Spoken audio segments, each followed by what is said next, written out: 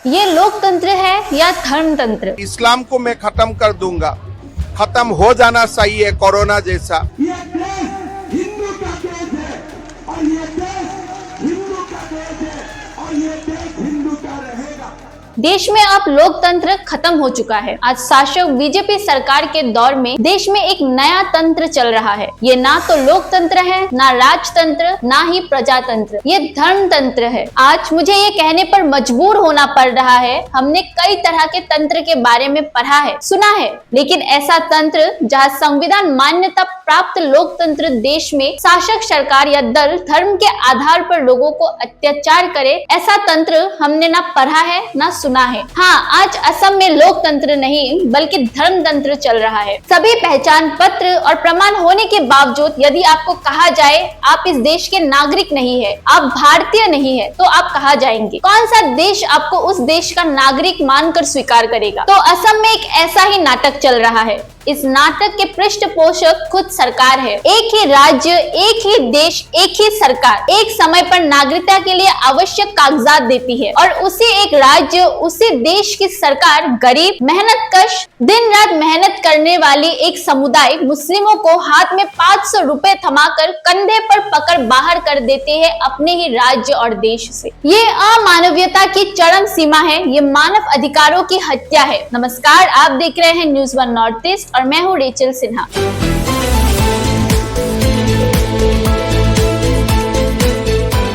असम में चुन चुनकर गरीब मुस्लिमों को बांग्लादेशी कहकर मारपीट कर भारतीयों की जमीन से बाहर किया गया। रातों रात कई लोगों को गिरफ्तार किया गया। असम में अवैध अप्रवासन रोकने के नाम पर पूरी तरह से वैध कागजात होने के बावजूद समय समय पर सरकार के निर्देश पर दिन रात काम करने वाले मुस्लिमों पर लगातार हमले होते रहे। संदिग्ध विदेशी के नाम पर ये सब हो रहा है। देश के अपने लोगों के खिलाफ जाल बिछाया जा रहा है। विदेशी नाम पर कुछ मुस्लिमों को सरकार ने वर्षों तक डिटेंशन कैंप में बंद रखा है। अगर विदेशी होने का संदेह है तो उन पर गंभीर जांच कर जल्द ही देश से बाहर क्यों नहीं किया जाता? लोगों के टैक्स के पैसे से डिटेंशन कैंप में वर्षों तक लोगों को रखने के पक्ष में सरकार के पास कोई तर्क नहीं हो सकता। सरकार के इस कठोर रवैये में समस्या किसकी हुई है? सरकार तो अपनी जगह सही है, जो मर्जी कर रही है। मुश्किल में है डिटेंशन कैंप में बंद संदिग्ध विदेशी कहे जाने वाले लोगों के परिवार और पूरे राज्य के आम लोग। राज्य का विकास का काम भी कुछ हद तक पिछड़ रहा है। डिटेंशन कैंप में बंद संदिग्ध लोगों को टैक्स के पैसों से खाना पीना दिया जा रहा है और दूसरी ओर डिटेंशन कैंप में बंद लोगों के देसी परिवार कष्ट में है। अगर डिटेंशन कैंप में बंद व्यक्ति किसी परिवार का एकमात्र कमाऊ हो तो सोचिए उस परिवार की हालत क्या होगी। सिर्फ शक के आधार पर बांग्लादेशी कहकर मुसलमानों को खत्म करने की साजिश है।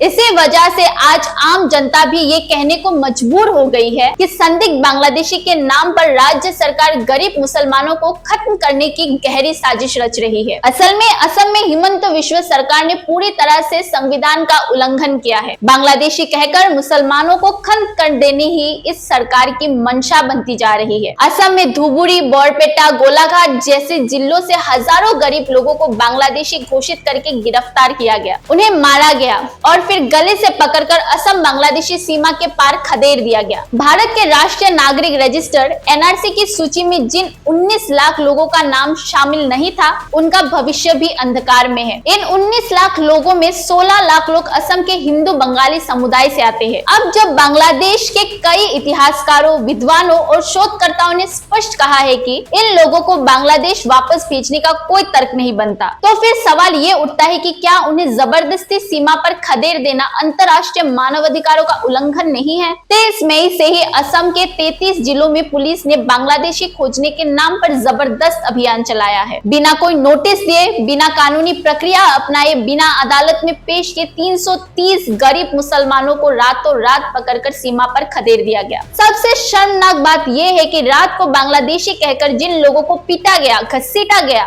उन्हीं में से ही कई को कुछ घंटे बाद सरकार की पुलिस फिर से वापस लाकर अपने जिले में मानो मेहमान जैसा व्यवहार करती है। लोग सब समझते हैं ये लोग बांग्लादेशी नहीं है, ये गरीब है, ये दिहाड़ी मजदूर है। सबसे बड़ा अपराध है कि ये मुसलमान है। हाँ, मुसलमान होना ही आज इनका सबसे बड़ा अपराध बन गया है। कम से कम हिमंत विश्व सरकार की नजरों में। क्या हिमंत विश्व शर्मा की सरकार में इतनी हिम्मत है कि एनआरसी में छूटे 16 लाख हिंदू बंगालियों को भी गले से पकड़कर बाहर फेंक दे? नहीं, और शायद इसलिए एनआरसी को ही खामोशी से ठंडे बस्ते में डाल दिया गया। इधर हमारे टैक्स के पैसों से एनआरसी की प्रक्रिया में हजारों करोड़ रुपए झोंक दिए गए और उधर सरकार मन मर्जी से फैसले लेकर अपने वोट बैंक को बचाने की राजनीति कर रही है। राज्य आर्थिक संकट में है, कर्ज में डूबा हुआ है, लेकिन सरकार को चिंता नहीं, हजारों करोड़ रुपए की बर्बादी हो रही है। हमारे टैक्स का पैसा वापस कौन करेगा? इस सरकारी बर्बादी को रोकने वाला कौन है? अब देखिए, मोरीगांव जिले के निवासी अब्दुल लतीफ को एक रात पुलिस उठाकर थाने ले गई। उनकी बेटी अंजुमा बेगम ने मीडिया को फोन कर बताया कि 23 मई की रात करीब 10:15 को पुलिस ने फोन कर कहा कि अगर वो तुरंत थाने नहीं पहुंचे तो उन्हें जबरन ले जाया जाएगा। लतीफ थाने पहुंचे। रात काफी हो चुकी थी, लेकिन वो वापस घर नहीं लौटे। जब काफी देर हो गई तो लतीफ की बेटी अंजुमा ने थाने में फोन किया और पूछा,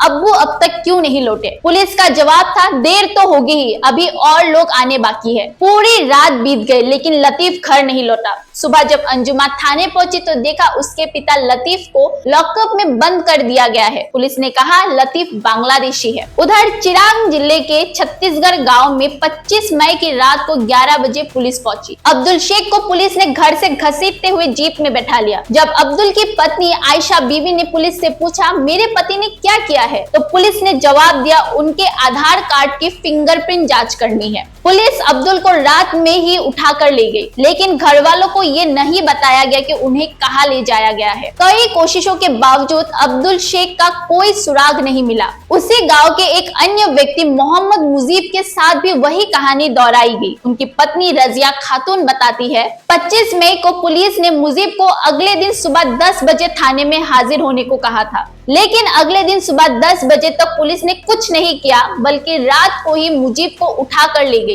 अगली सुबह परिवार वाले मुजीब को ढूंढते हुए थाने पहुंचे। एसपी ऑफिस हर जगह गए, लेकिन कहीं कोई जानकारी नहीं मिली। किसी को नहीं पता था मुजीब कहाँ है। गांव वालों ने थाने को घेर लिया। जब पुलिस से पूछा गया तो उनका जवाब था, हमें नहीं पता वो कहाँ है। मुजीब की पत्नी रजिया बताती है कि मुजीब को पुलिस द्वारा रात में उठाकर ले जाने के 2-3 दिन बाद एक वीडियो वायरल हुआ। उस वीडियो में बांग्लादेश के कुड़ीग्राम जिले के ठाकुरानबाड़ी नो मैंस लैंड में दर्जनों लोगों की तस्वीरें दिखाई गई। इनमें से ज्यादातर लोग मोटिया डिटेंशन कैंप से लाए गए बताए जा रहे थे। वह सरकार ना कोई मुकदमा, ना कोई सुनवाई, सीधे सजा। अदालत का फैसला आने से पहले ही इंसाफ का गला घोट देना, यही है आज का नया भारत। आखिर क्यों? क्योंकि वो गरीब है और मुसलमान है। 14 लोग, महिलाएं और पुरुष। अब ना उन्हें बांग्लादेश अपनाता है, ना ही भारत में लौटने दिया जाता है। भूखे प्यासे पुलिस की लाठियां खाकर दिन रात नो मैंस लैंड में पड़े हैं। इन्हीं में एक थे पूर्व शिक्षक, मोरीगांव जिले के रहने वाले, नाम है खैरुल इस्लाम। और अब गोलाघाट की रहीमा बेगम की बात ना करे तो अन्याय की तस्वीर अधूरी रह जाएगी। भेरिफाई সেইখিনি একো কৰা নাই। আমি দিছোঁ, বহুত ৰিকুৱেষ্ট কৰিছোঁ যে প্লিজ এইখিনি আমাৰ চাওক, আমাৰ মা পেচেণ্ট হয়, আপোনালোকে দিয়ক। কিন্তু তেওঁলোকে একো চোৱা নাই। তেওঁলোকে মানে একো চাবলৈ একো কথাই নকয় আৰু মানে একো আমাক গুৰুত্বই দিয়া নাই। যেন আমাৰ মাক লৈ গৈছে, আমাৰ এটা টেনশ্যন আছে, যেন আমাৰ মা হয়, আমাক জন্ম দিছে, কিন্তু তেওঁলোকে একো চোৱা নাই।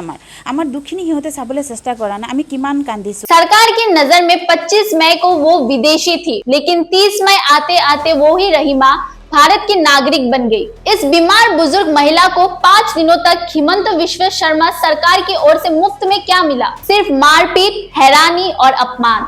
एक तरफ बीएसएफ के डंडे तो दूसरी तरफ बीजीबी के बंदूकें। खुशकिस्मती रही कि रहीमा की जान नहीं गई, क्योंकि शायद ऊपर वाले की रहमत रही। अब आप ही बताइए, क्या यही है लोकतंत्र या ये कोई नया धर्मतंत्र है? क्या यही है हमारे मामा की सरकार? अपनी राय नीचे कमेंट करें। आपकी निष्पक्ष और बहुमूल्य टिप्पणी हमें सच्चाई को उजागर करने की और ताकत देगी, और वहीं से शुरू होगी एक जबरदस्त जन प्रतिकार। Bureau report, news 1 north east, Guwahati.